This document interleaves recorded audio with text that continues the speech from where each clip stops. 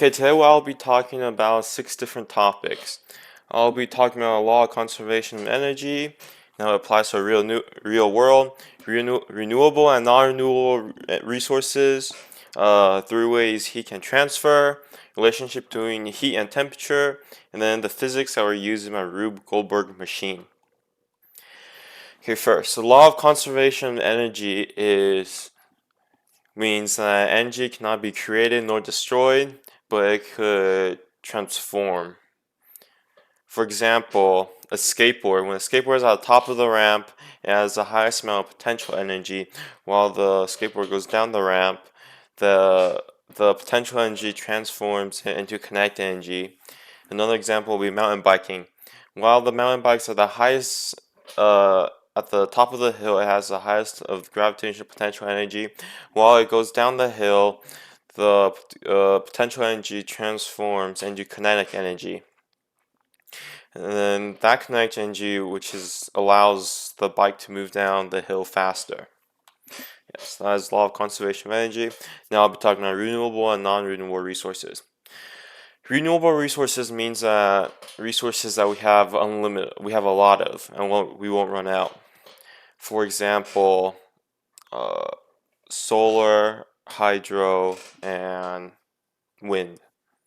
We have a lot of those 3 resources, and then we could use those 3 resources and transform them into energy. For example, wind.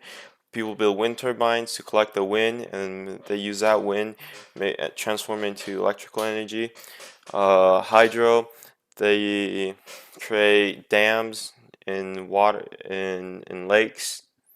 When the water flows through the dam, some part of the water gets collected by the dam and transform that water into electrical energy. And then solar, for example, solar panels. We have solar panels on our houses.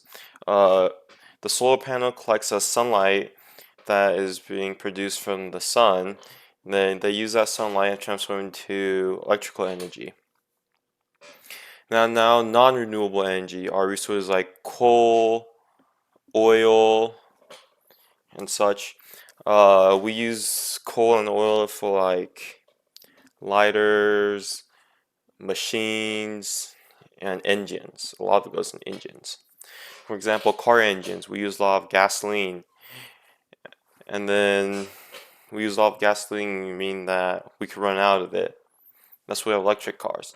But the main difference between non-renewable energy and renewable energy sources are that non-renewable energy holds more non-renewable resources holds more energy in them besides the renewable energy. For example, electric car, it's powered by electric, while a gas-powered car is powered by oil, and that oil holds more energy, allowing the car to go further, while the electric car holds electricity, allowing the car to go not as far.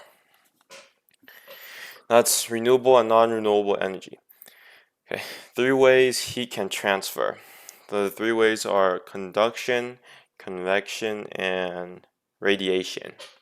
Conduction is when the heat transfers from touch. For example, if I had boiled water in a pot, and then someone touches that pot, the heat will transfer to the person's finger and they'll get burned. And convection is when heat is transferred through fluid, any type of fluid, liquid or gas.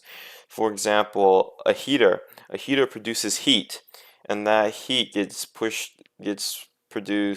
from the heater, and that heat gets sent out from a gas, and then that gas gets touched, I guess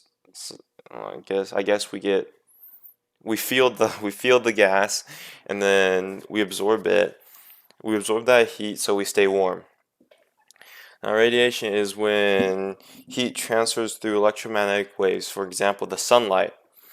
When the UV rays hits us, we absorb the heat. And then another example would be when the sun hits the earth. That's why we have warm weathers. The sun is basically warming the earth. And then relationships between heat and temperature. Okay, heat is the amount of energy that is in an object, while temperature measures the amount of